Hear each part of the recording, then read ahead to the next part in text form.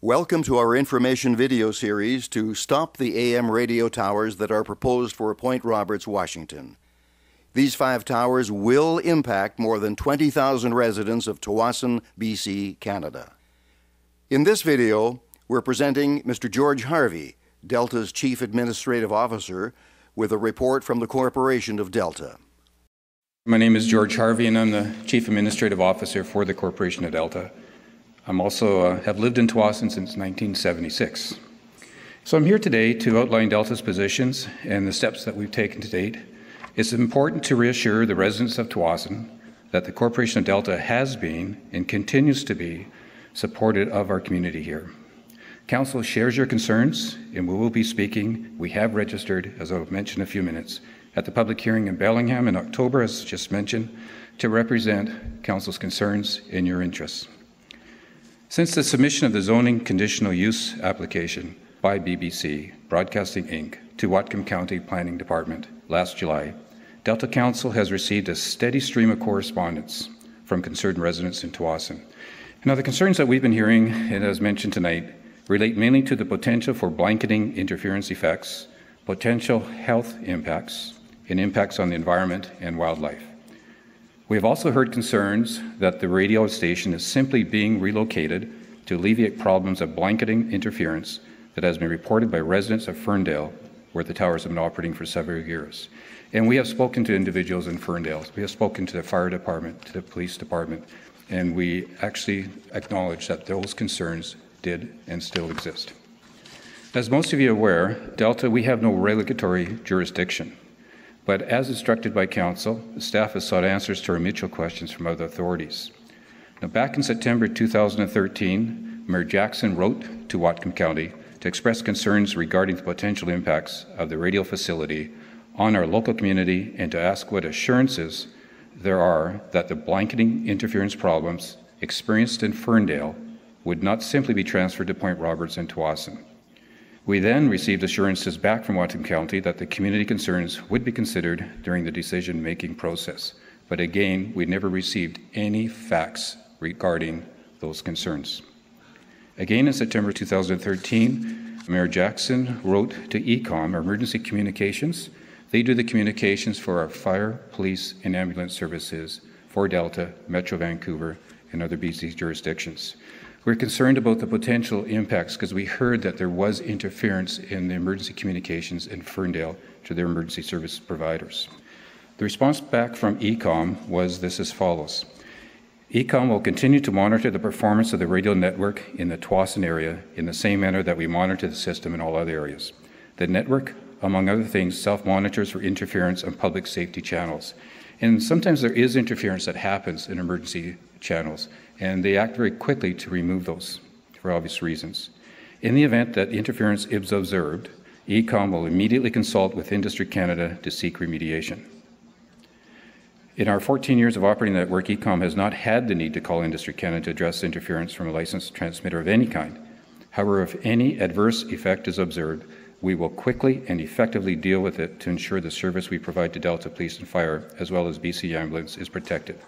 And what they have said is they have not received any definitive assurances that it's not going to cause any problems. So they are waiting to see what is going to happen. In November, Mayor Jackson, Councillor Payton, and myself, we traveled to Ottawa to meet with federal government officials and our Member of Parliament, Carrie Lynn Finley, Minister of National Revenue and MP for Delta Richmond East. And we outlined the community concerns on this file. And we communicated directly with Ms. Finley, and she is working to communicate with various communications for various U.S. and Canadian authorities, and we wanted her to ensure that Ottawa looks at this file. And I can advise you, as many of you know, Minister Finley has been working very hard on this file. At the request of Mayor Jackson, Ms. Finley provided an update to Delta Council in June of 2014. Following that, I was instructed to come back to Council with a report with regards to where we're at and what assurances we can have and provide to the residents here. And my letter asks the following key things. What is the justification for the scale and power of the transmitting facility? 5 towers standing 150 feet tall and transmitting 50,000 watts each. 2, what assurances are there that the problems reported by Ferndale residents where the towers are currently sited will simply not be relocated to Point Roberts and Tsawwassen? 3, what can be done to retroactively mitigate the effects of blanket interference, and how will these measures be enforced? Finally, is there an appeal process following the decision? No response. That was on June 24th of 2014. Following that, in probably our strongest communication to date, Mayor Jackson wrote to the Whatcom County hearing examiner indicating that the conditional use permit should be denied on the basis the project has potential to create adverse effects on local residents. Mayor Jackson, and again, this is with motions from council that requests and supports the mayor writing letters on this. This is on behalf of all of council.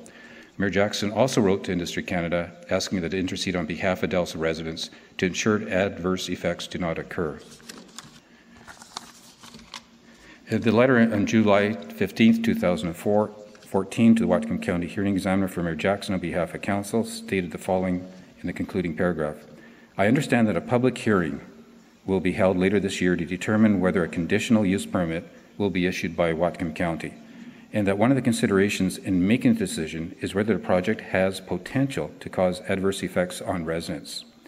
We are aware that there have been historical problems relating to the blanketing interference reported by residents of Ferndale where the towers are currently located. It is our understanding that Whatcom County must ensure that if approved, the installation of the towers must not adversely affect the environment and our local residents. Based on this, therefore, we trust that the application will be denied since the proposal has the potential to create adverse effects. Again, no response back. Mayor Jackson on July 15th, 2014 also sent a letter to the Honourable James Moore, PCMP, Ministry of Industry, House of Commons, Ottawa. Many residents in the border community of Tsawwassen remain extremely concerned that the blanketing interference effects reported by residents in Ferndale will have similar impacts if the towers are relocated to Point Roberts. Since the project has already received approval from the U.S. Federal Communications Commission, the only outstanding approval is a conditional use permit from Whatcom County. It appears that the application can be denied if the project has potential to cause adverse effects to residents on either side of the border. As this is an issue of federal jurisdiction, we are asking that Industry Canada intercede on behalf of Delta residents to ensure that such adverse effects do not occur. In addition, we will seek clarification of Industry Canada's role or authority in the event that the proposal proceeds and adverse impacts occur. And finally, a letter, July 15th again, to Tom Wheeler, Chairman, U.S. Federal Communications Commission. Mayor Jackson, on behalf of Council, asked again the following 2 questions. What assurance can be made to residents of Tsawwassen and Point Roberts that they will not experience the same problems as those historically reported by residents in Ferndale? And 2, if problems relating to blanketing interference do occur, what recourse do residents of Tsawwassen have? And again, no response. Now what we're seeing here, of course, is a wait-and-see approach. And that's what residents both in Point Roberts and Tsawwassen have been asked to adopt. This is not how local governments in Canada do this. It is not acceptable. Once the towers are erected and the Ferndale station decommissioned, there will be no turning back. We sincerely hope that technology has moved forward since the early days in Ferndale. However, according to Council, we have no assurances that this has actually happened. Again, however, in the absence of any definitive evidence to show this, Delta Council cannot support this proposal. The Delta Council has instructed staff to register for the public hearings in Bellingham.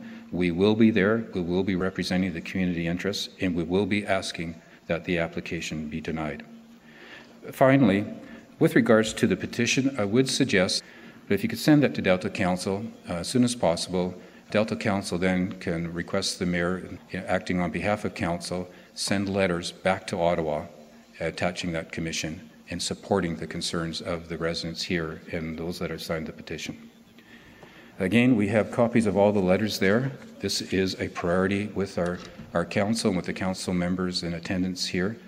We will be doing everything possible. We're spending staff time on this. We are concerned. We recognize and we believe the concerns that residents have need to be addressed. We would never approve a project or even bring it to council for their consideration unless we had the actual engineering facts and the science supporting that it would not be causing a problem. So thank you for your attendance, and I appreciate members of council being here tonight. And again, I give my regards on behalf of Mayor Jackson. Thank you.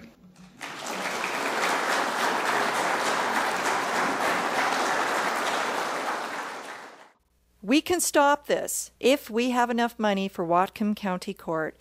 So we are introducing our final Push for the Win, the $500 challenge to 150 individual businesses, organizations, individual and family donors.